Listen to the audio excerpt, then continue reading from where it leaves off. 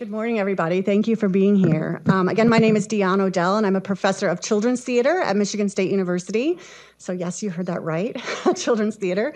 Thank you very much for prototyping tomorrow for the funding for our project.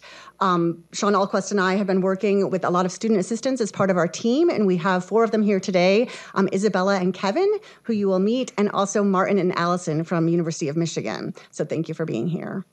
The Pond Project actually was born out of a series of conversations and meetings that Sean and I had in 2018.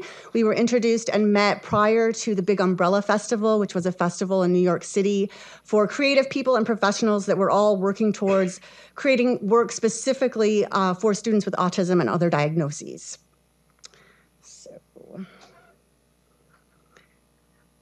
Children with autism spectrum disorder affected are currently at a rate of 1 in 59 and are least likely to have friends or participate in social activities when compared to children with impairments or learning disabilities. This is an issue of architectural concern where the immutability of environments, particularly public spaces for learning, play, and the arts, can detrimentally affect behavior and greatly limit peer-to-peer social interactions.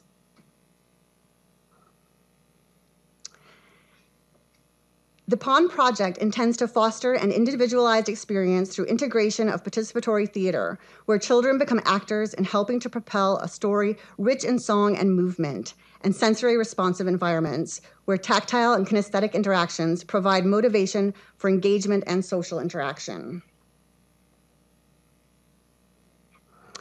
An overarching goal for the project is to provide children with the critical agency necessary to engage in a theater experience.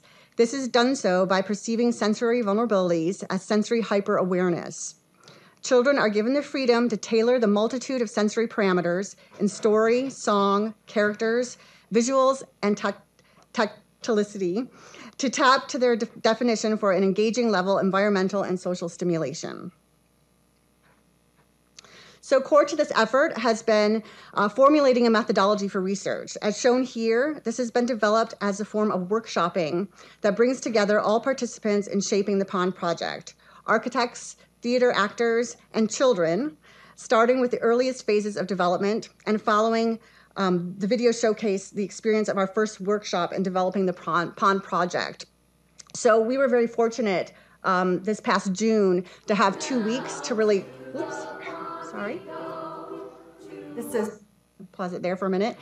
We were very fortunate this past June to have 2 weeks to come together and really workshop some ideas. A lot of the work, again, is very multisensory and interactive between children and the artists and the actors through song and play and movement.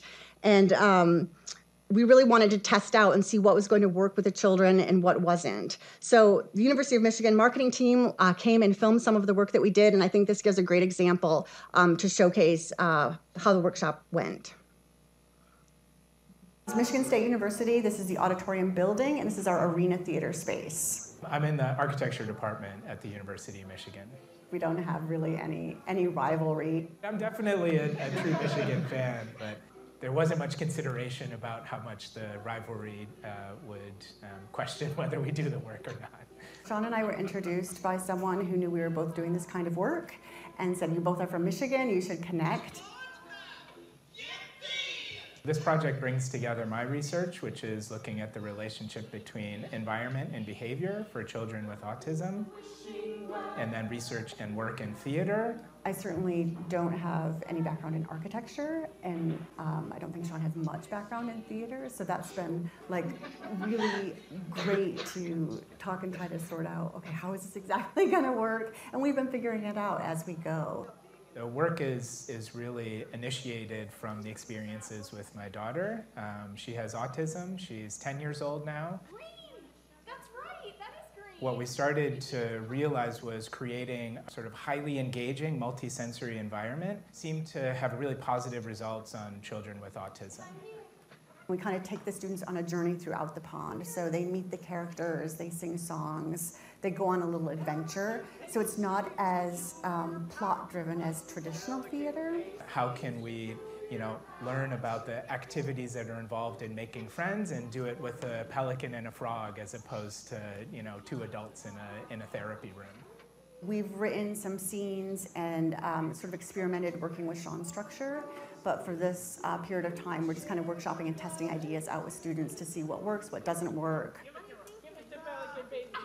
The challenges that my daughter faces, those are the things that initiate a lot of the ideas to explore in the research. Some situations are incredibly problematic, but on the reverse side, some situations are incredibly positive and reinforcing and exceptionally engaging for her.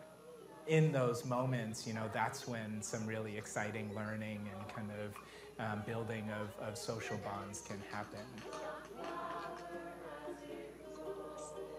Okay, so that's 5 minutes, but I just do have one more slide to talk about the future of the workshop and the project. So one exciting... Someone else was saying.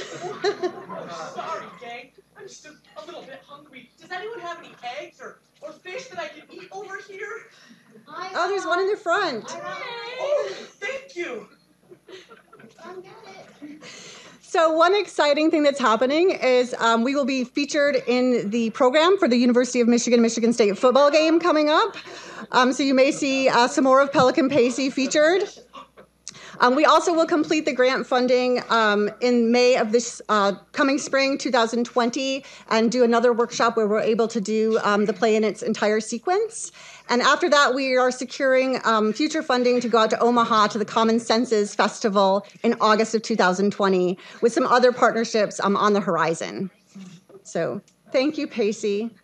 Oh, thanks, everyone.